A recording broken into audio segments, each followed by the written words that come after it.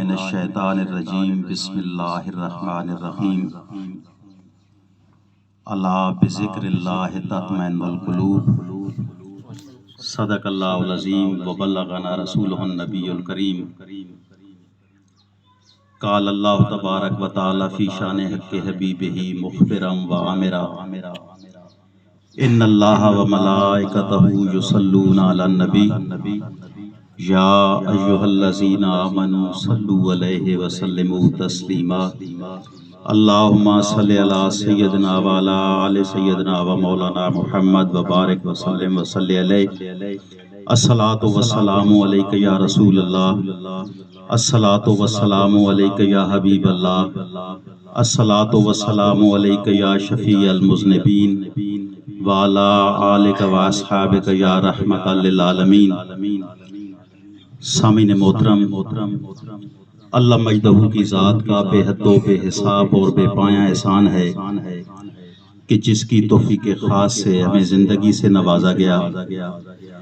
اور اس سے کہیں بڑھ کر جو لطف و کرم ہم پہ ہوا وہ یہ کہ ہمیں اس نبی کا امتی ہونے کا شرف ملا جس نبی کا امتی ہونے کے لیے موسیٰ علیہ السلام جیسے جلیل القدر پیغمبر بھی دعائیں فرمایا کرتے تھے،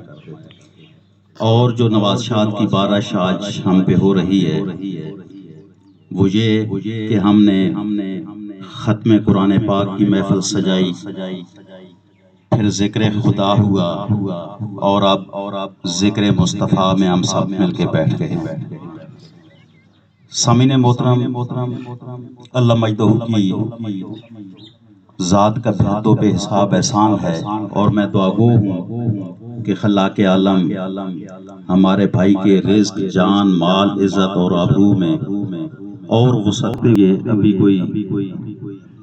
زیادہ دیر آپ کے درمیان حائل نہیں ہونا چاہتا، چونکہ میرے عزیزان محترم جنہوں نے ثناخوانی مصطفیٰ کے لیے یہاں پہ اپنے آپ کو پیش کیا ہوا ہے ان کو میں ٹائم دوں گا۔ تو میں صرف اس ہستی کی نعت کے چند اشعار آپ کے گوش گزار کروں گا۔ کچھ خوش قسمت تو وہ تھے جنہیں میرے آقا کریم فرمایا کرتے تھے، حسان میں بیٹھتا ہوں تم کھڑے ہو کر میری نعت پڑھنا۔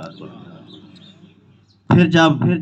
میرے ان دوستوں کی باری آئی تو انہوں نے قرآن پاک کو پڑھا، سیرت رسول کو پڑھا، نعت لکھی اور پھر نعت پڑھنا شروع کی اور آپ کے گوش گزار کرنا شروع کر دی۔ لیکن آج جس ہستی کی نعت کے چند اشعار میں آپ کی گوش گزار کرنا چاہتا ہوں وہ ایسی ہستی ہے، کبھی گود میں ڈالتی ہے تو نعتیں پڑھتی ہے،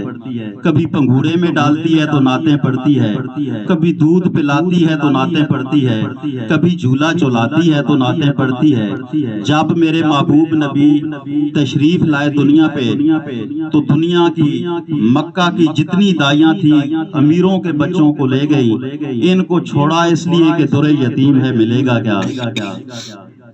بلکہ میرا وجدان تو کہتا ہے شاید کوئی لینا چاہتی بھی ہوگی، میرے اللہ نے انہیں دیا نہیں تھا، حلیمہ کو دینا تھا۔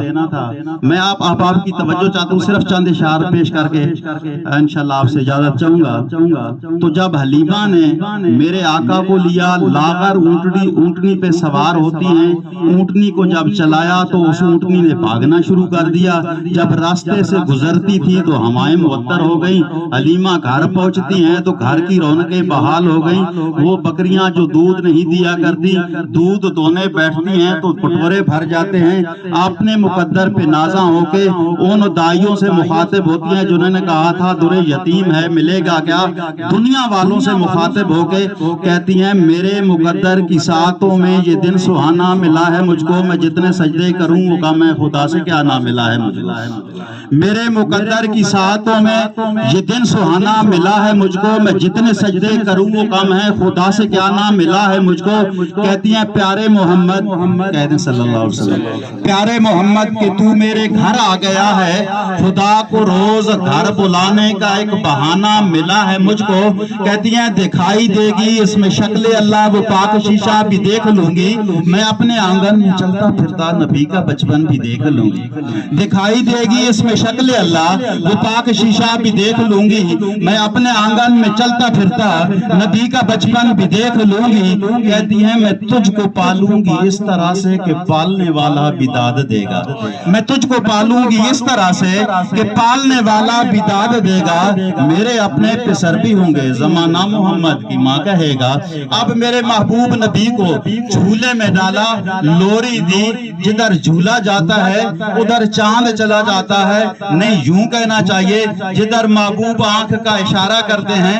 ادھر چاند پھر جاتا ہے. چاند کی اضطرابیت کو دیکھ کر حلیمہ کہتی ہیں ارے چاند تجھے ہوا کیا ہے, ارے چاند تجھے ہوا کیا ہے, گھڑی گھڑی آتا جاتا کیوں ہے, یہ کیسی بے چینیاں ہیں, تو اتنے چکر لگاتا کیوں ہے.